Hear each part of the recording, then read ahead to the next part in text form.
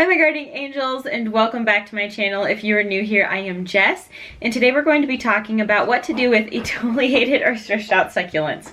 Hi, come here. Up. No, come here. No, come here. Come here. Yeah, hi. Can you say hi? Oh, you're such a good girl, aren't you? Yeah. Oh, thanks.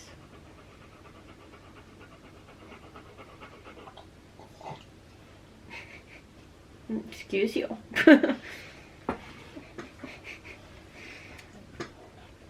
Alright, so like I was saying, we are going to be talking about what to do if your succulents get taller and stretched out, or etoliated is kind of the word for that. So I wanted to show you what this looks like in comparison to succulents that are not stretched out, and so you can kind of start to look for it. And this is really most applicable to kind of the rosette type like succulents, such as Echeveria or Graptopetalum. There's some other varieties that this kind of applies to, but for the most part it's these. Sedums usually, they can have this problem, but I've noticed that they usually react a little bit better and don't stretch as easily, whereas Echeverias and Graptopetalums do stretch for light pretty quickly. So I wanted to show you some of the examples that I have of both etoliated and normal looking succulents, and then what I'm going to do with mine to kind of fix them. So to kind of spot the difference, first off, these are my Echeveria Lolas. They're a really beautiful succulent, and you can kind of see here that they have quite a bit of space in between the leaves. Now compare this, dog hair in my mouth, compare this to this Graptopetalum Superbum, or Superbum is what I normally call it. You can see that it's much shorter and kind of short and fat is what I like to call them, but they're really compacted together, and there's not that height or separation between the leaves. They all just lay right on top of one another. Same thing here with the Echeveria Lauii. You can see that the leaves are pretty compacted together. And then this one is an Echeveria Pulidonis, and you can see that they are also close together like that. And so those are what succulents should look like in the Echeveria species. Now all of my Echeveria Lolas were in the same spot, and so they all unfortunately fell to the same fate of becoming etoliated. So it's not really a problem that they got etoliated though, because it just kind of gives us an excuse to propagate them. So I'm okay with it.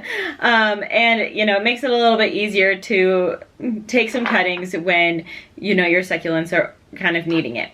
So with the etoliated succulents, one of the first things that I would suggest doing if you're going to plan on fixing it is making the light source a little bit stronger. So if they're under your grow lights, move the grow light closer, leave it on for longer. Whatever you need to do to increase that amount of sunlight, move it closer to the windowsill. Really what it's doing when it starts stretching like this and getting tall is that it's looking for a light source. So, or it's wanting more light.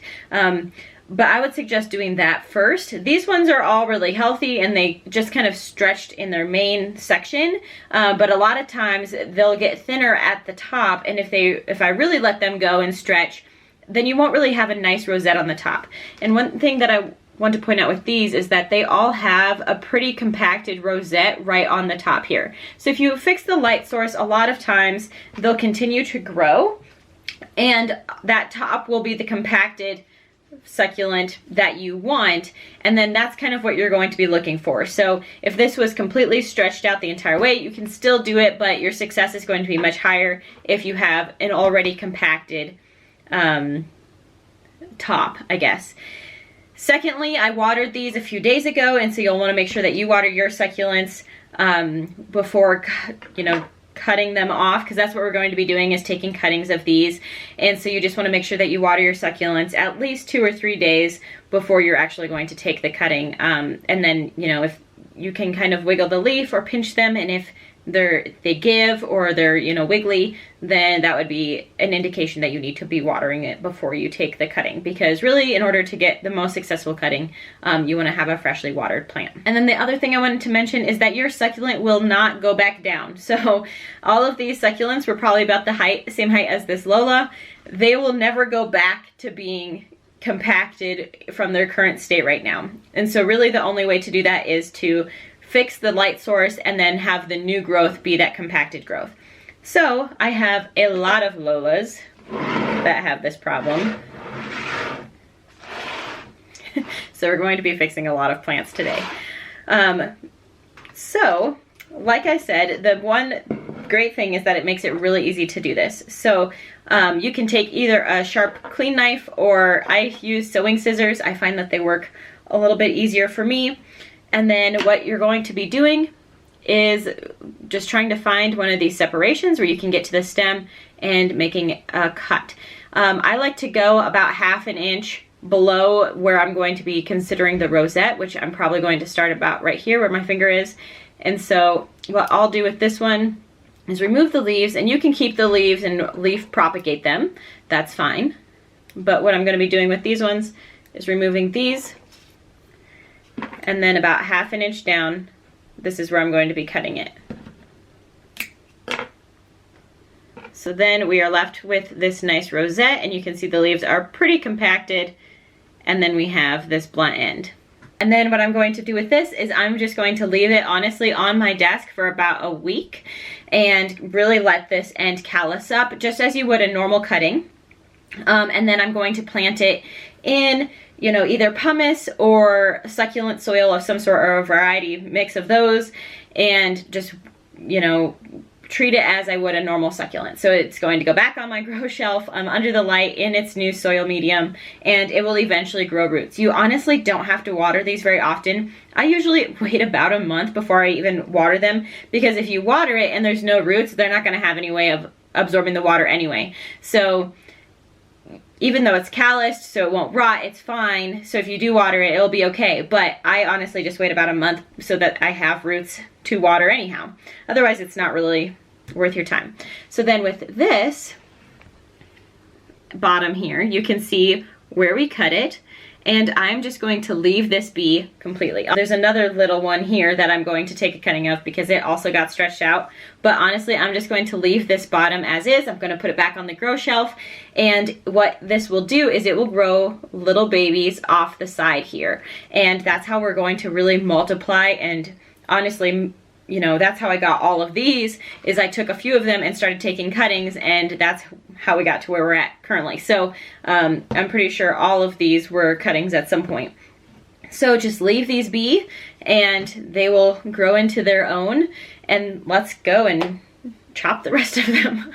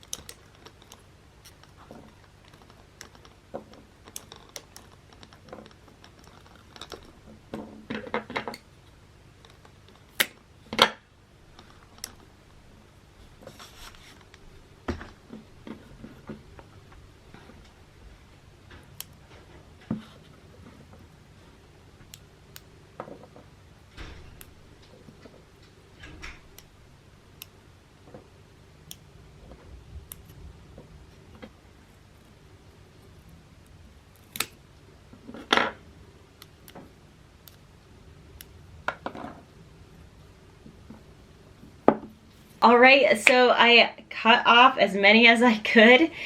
We have beautiful rosettes from this. And these are going to propagate beautifully. I love propagating from cuttings. It's honestly the best way to go if you're going to propagate your succulents, you know, pretty seriously, actually try to get a stock going. We have a bunch of succulent leaves too, that I'm sure you saw me collect. I'm going to propagate those as well. You can just lay them in a bed of dirt. Honestly, you could just put them on a terracotta tray or, you know, a frisbee or on the table or whatever, and they'll start growing roots and little rosettes. They'll do just fine too. A lot of people think that you should propagate from leaves and that's your best bet, but honestly, it's cuttings, you guys. Hands down, it's cuttings, because these little guys right here have so many nutrients in them in comparison to a leaf. And they're going to be able to kick out roots so much quicker. They don't have to worry about growing leaves until they have an established root system. Whereas these guys kind of have to figure out how to, you know, make both right away. And then with your leftovers, so especially you always want to try to leave leaves on the bottom so that they continue to do the photosynthesis. But these guys already have an established root system and leaves. They're an entire plant unit. Now they're just going to keep growing, and really you've done nothing to harm them. And they'll keep growing new little heads and offsets, and then you can take those off and make more. So, you know, if you really want to up how many succulents you have in your collection, just start cutting them, honestly, and you will have more than you know what to do with. That's kind of the situation where I'm at right now. But I hope that you guys enjoyed this video. I think I ended up with, oh, I don't even know, 1, 2, 3, 4, 5, 6, 7, 8, 9, 10, 11, 12, 13 little babies, or whole succulents, really. I mean, this one's massive. It's already at least 1.5 inches succulent. So, you know, we really do have whole succulents here, and this is how they sell them in most stores. So, you know, you guys can do a lot with these. These are also perfect for arrangements.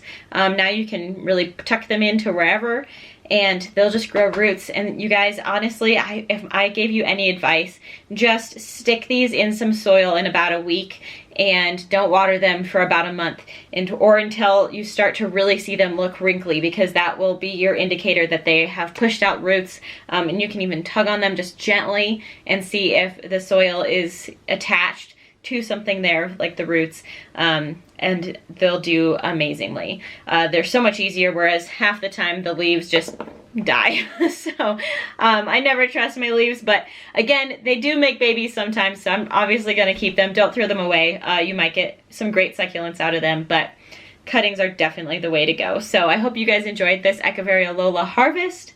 And if you have any questions about taking cuttings or, you know, fixing your etoliated succulents, because right now, honestly, these are just going to go exactly back to where they were under the grow lights. I've fixed how much light they're getting, so they should be happier now, and they will grow, you know, beautiful, close and tight rosettes, and that's what you're really trying to go for. So if you have any questions on how to fix etoliated succulents or what to do with them, or if you think you might have let them get too thin, you know, always just throw them under more light. But if you have any of those types of comments or questions, leave them down in the comment section below, and I will try to get to those. And if you want, you know, updates and want to see more fun tips like this, go ahead and give this video a big thumbs up so I know that you enjoyed it. And don't forget to subscribe to our channel before you leave. I will see you guys in the next video. Bye.